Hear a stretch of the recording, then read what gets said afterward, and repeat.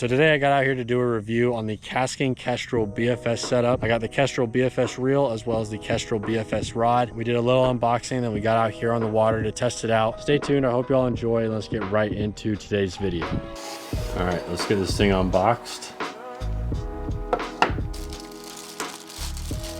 Wow. All right, so first impressions of this thing right out the box is that it feels a lot more smaller, a lot more compact compared to the Kastking Zephyr. That side profile and everything just feels a lot smaller, compact. The handle feels a lot more smaller and compact. It just feels more like a BFS reel. So these come in 8-4-1 and 7-5-1. And something that I really like about this is that the 8-4-1s actually come with this kind of orangey accents to it, mostly on the handle and on the spool tension knob right there. And then the 7-5-1 comes with the blue accents. So if you had both of them and you had them both on a Kestrel BFS rod, it'd be really hard to tell the two apart. But since they have those color differences, it would be easy to tell. And so it has a clicking star drag.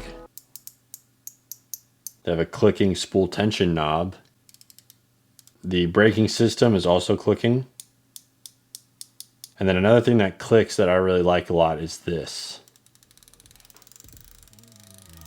I love having clicking drags. I honestly kind of wish that more bait casters came with clicking drags. It's kind of hard to find some, even just normal ones with clicking drags. So it's really nice having a clicking drag on this because, you know, lighter line, lighter hooks, lighter rod, you're going to want to let them fight. And hearing that drag running is just something that's so much fun. This is one of my favorite parts about going finesse. It only weighs 4.5 ounces, so super, super lightweight. Super easy way to get into this panel right here. Just a quick click. You can take this off. This is their fly out arc braking system, specifically designed for finesse fishing to eliminate backlashes. And so I've never really used any braking system like this before. It's usually just kind of your average one, kind of like what comes with the Zephyr. So I'm really excited to give this a try, compare it to the Zephyr and see if there's that much of a difference. So first impressions with it right out the box is that it feels really smooth. It definitely feels a little bit more like a finesse reel, just smaller, more compact, and it just feels like you can throw smaller, lighter baits on this. So really stoked on that, and we're just gonna take a quick peek into the box here real quick. Kastking does usually provide some cool things in here, like obviously a Kastking sticker, but these stickers are actually one of my favorite things about this. So you take these and you write what kind of line you put on and the date that you put it on, and you put it on the back of the reel here. And it happens to me all the time. I'll put line on a reel and either forget what kind it is, or maybe I have multiples of the same reel. I'll end up forgetting what line I have or when I put it on and how old it is and stuff. And so having this is just awesome. So that's about it for the reel unboxing. And then Kastking also sent me the 13X Finesse braided line. I've never used this stuff before, so I'm really excited to put it on the Kestrel. And so along with the reel, Kastking also sent me their Kestrel BFS rod. I am super stoked on this rod. It looks great, and I think it's going to pair up very well with the Kestrel reel. I ended up going with the 7'2" medium light fast action rod. I like how they have it back here on the underside of the rod, and then I like also the details right here, you know, more about the rod, the fast action, medium light. They got the line, 4 to 12 pound line, and then the lure weight 1/8 to 1/2 ounce. So like I said, this rod is a 7'2" medium light, and that probably sounds a little bit heavier than most BFS setups. But once I get out in the water, I'll explain more of why I chose this 7'2" medium light. But I thought I'd just give you guys some close-up shots of it. Really good looking rod. I really like this style of hook keeper right here, and I also really like that they put it on the bottom side of the rod so it doesn't get caught up in the line up there. So really like that. And while I got the rod here, might as well go ahead and put the reel on it. Now that is a good looking setup right there, y'all. I love the colors, nothing too flashy. I'm not a big fan of big flashy colors on my rods and reels. So I really like the simple gray and black look to it. A little bit of that orange on the side as well. So I'm gonna get this thing all spooled up and put together, and I'll see y'all on the water.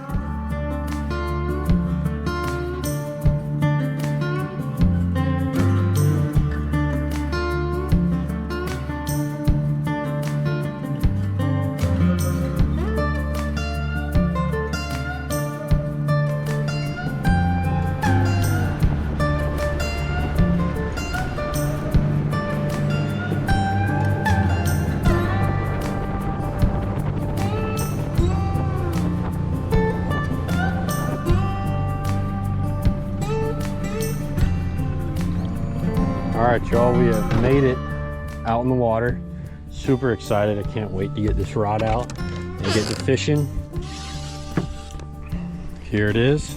We got it all rigged up. We got some line on it. We got the bait of choice, which is going to be a mini flipping rig, a mini Texas rig, pegged. If you look at where I'm fishing at today, I mean, look at this place. It just looks like flipping paradise. Yeah, super stoked on this. And real quick, I wanted to talk about why I went with the 7'2" medium light, because that's a little bit heavier than what you would normally see in a lot of BFS setups. You know, a lot of times people normally go with something like an ultralight and even a lot shorter, something like a 6'6" or maybe even a 5'9", which the Kestrel rod comes in all those sizes. So if that's something that you're interested in, the 7'2" medium light is the longest and heaviest rod that they have, and it goes all the way down to a 5'9" and ultralight, I believe. And so the reason I went with a little bit more of a heavier setup is if you've seen my other BFS stuff, you'll know that I already have a BFS setup. I have a 7-foot ultralight and I have the Kastking Zephyr on that. So that was kind of my introduction into the BFS world, and I love it. I still fish it pretty often, but it's a pretty big jump in between that and just my normal conventional bass gears. And so I kind of wanted something to fill that gap between like a medium fast and the ultralight. And so I went with the medium light, and this thing feels awesome. I mean, it's basically exactly what I wanted. Still pretty light, still definitely finesse, but a little bit more backbone for fishing, kind of those more in-between baits, I guess you could say, or maybe just something a little bit heavier as far as BFS goes. Because, you know, a lot of times people are talking about BFS and they're talking about throwing little teeny tiny panfish, you know, crappie style jigs, fishing for crappie, bluegill, little freshwater trout and stuff like that. For me though, the way I like to use BFS is really more for my everyday bass fishing, and I kind of use it as a substitute to my spinning rod in certain scenarios. And so for instance, when I'm fishing in a place like where we are today, if you look around this, I mean, every bit of this place looks like there should be a fish. Something just jumped right there. Everywhere it looks like there should have a fish. It looks like there should be a fish right there. It looks like there should be a fish over there. It looks like there should be a fish over there. And so what this means as a fisherman, someone who fishes places like this, is that I'm gonna have to make a lot of casts. Now, there's not a lot of huge bass in here. Like there's some good ones every now and again, but for the majority of the fish are a little bit smaller. They're not that big, but there's a lot of them. So it's a lot of fun when you can get onto a bite, when you can start catching them. And so I really like going with BFS gear because it allows me to have the best of both worlds with throwing something smaller, getting more bites, and having a bait casting setup to do that. I also think that bait casting gear when fishing in areas like this is just a lot more efficient. I think I'm able to make more casts. There's so many targets, so many places to cast at. And so doing that really fast kind of flipping and pitching where you basically flip it into a spot, you retrieve it a little bit, you reel it back up, and you make another flip.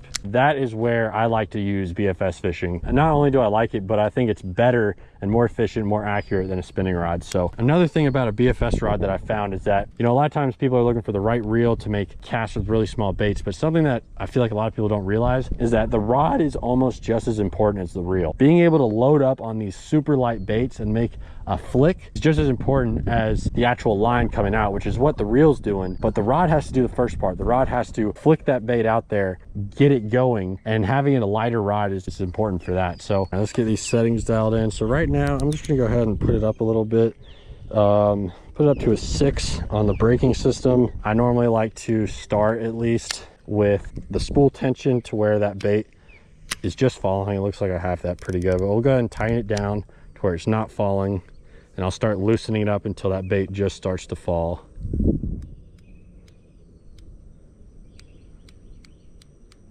There it goes. We'll go just a little, like 2 clicks lower than that.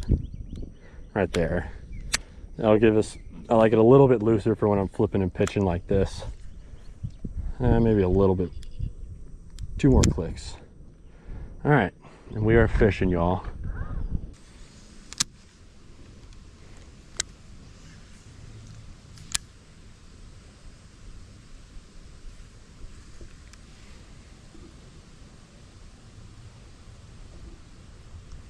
Oh, here we go.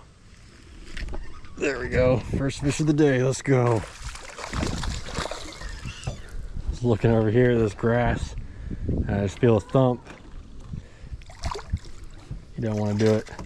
There he is. All right. First fish of the day. Nice little bass. Kind of choked it too. All right, we're gonna have to get out the Kastking cutthroat pliers. I've had these for a while. I love them. Man, he choked that thing. I have to go in through the gills. Boom, just like that. All right.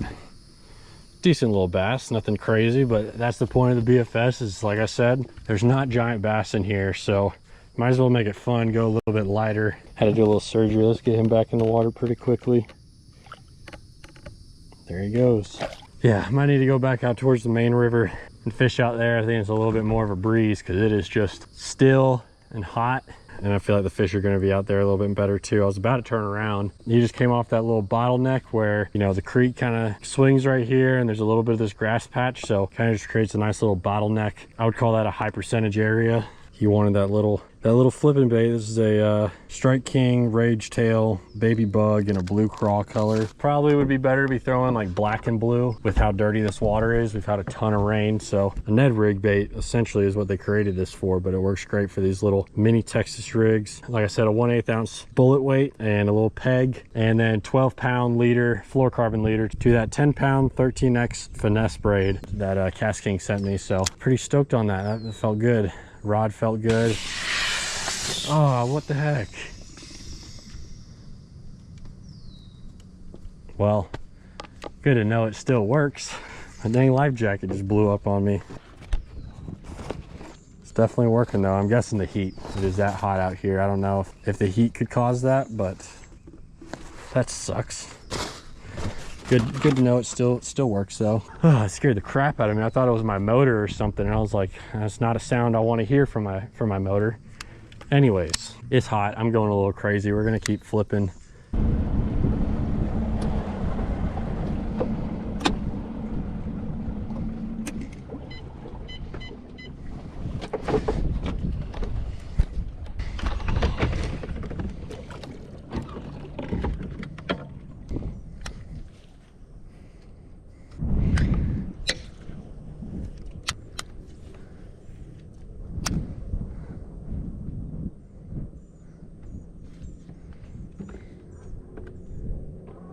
Oh, there we go. There's a fish. Let's go. Got to hear that drag a little bit too. All right. Smaller guy, but a lot of fun because we're fishing BFS. Another little tiny guy off this. Look at this great looking spot. And this little guy came up and ate that Texas rig. There he goes. All right. Casted into the wind too, and so far very minimal, if not any, backlashes casting up into this wind too. It doesn't really seem like it's that windy here, but the wind's kind of coming at me from this way, so far it feels pretty good.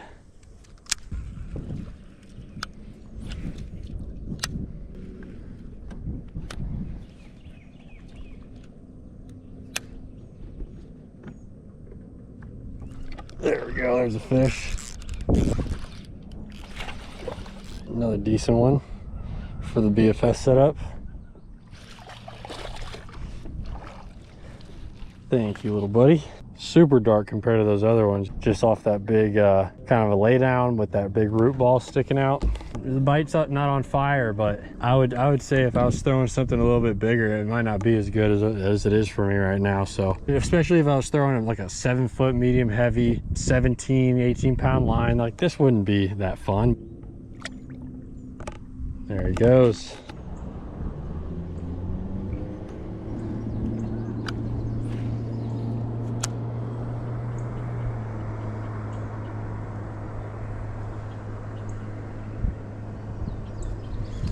There's another one.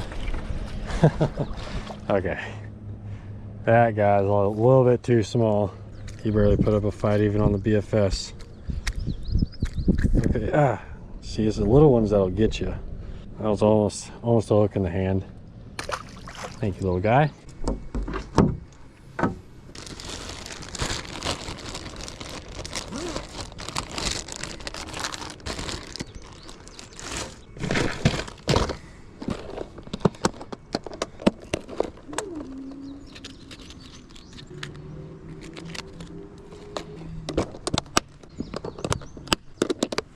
Gonna try something a little different. We're gonna put on some of these Super Fluke Juniors. All right, just a weightless Super Fluke Junior. This will be really pushing the castability of the Kestrel reel and rod. Let's give it a try. Oh, beautiful. Just gonna try to fish this a little bit faster through all this stuff. Hopefully get some cool reaction bites.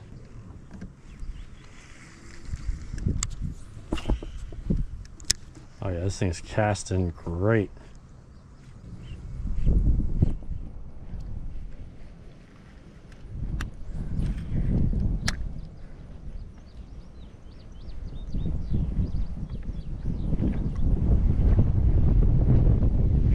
There we go. That was cool. Oh, it's funny. I like was looking at my fluke, and all of a sudden it just like disappeared, and then I saw the swirl, and it was so tiny that I couldn't even tell if it was a fish or not. See, if that, I mean, I don't even know if he had hit like a full-size fluke, if it would have been, if he would have even eaten it all the way or not. But look at that little guy. And that was just fun. Catching that little tiny bass was fun. Just right on this little point. All right, thank you, little buddy. Nice. Right there on that weightless fluke, just kind of dancing it around all these laydowns and stuff. I figure with the sun getting a little bit lower, these shadows getting a little bit longer, there might be some fish willing to come up, and I need something a little bit faster moving. There's another one. That was cool. Again, not a giant, but just fun. Okay, we might stick with that fluke for a little while. Another little tiny golden dark green bass.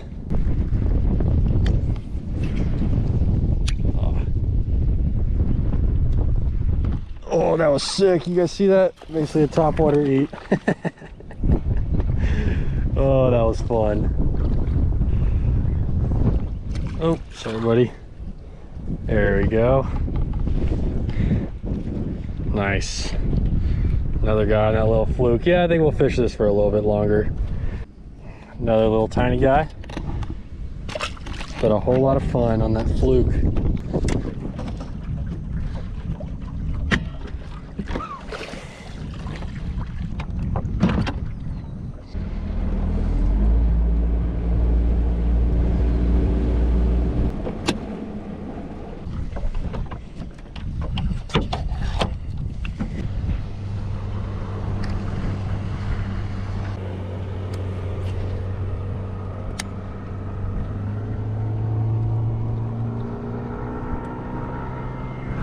There's a fish.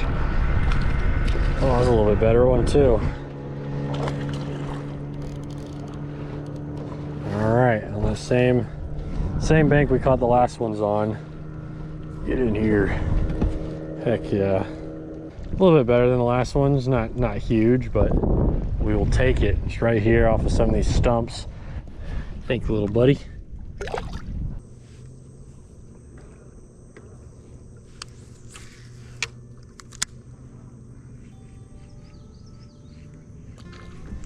There we go.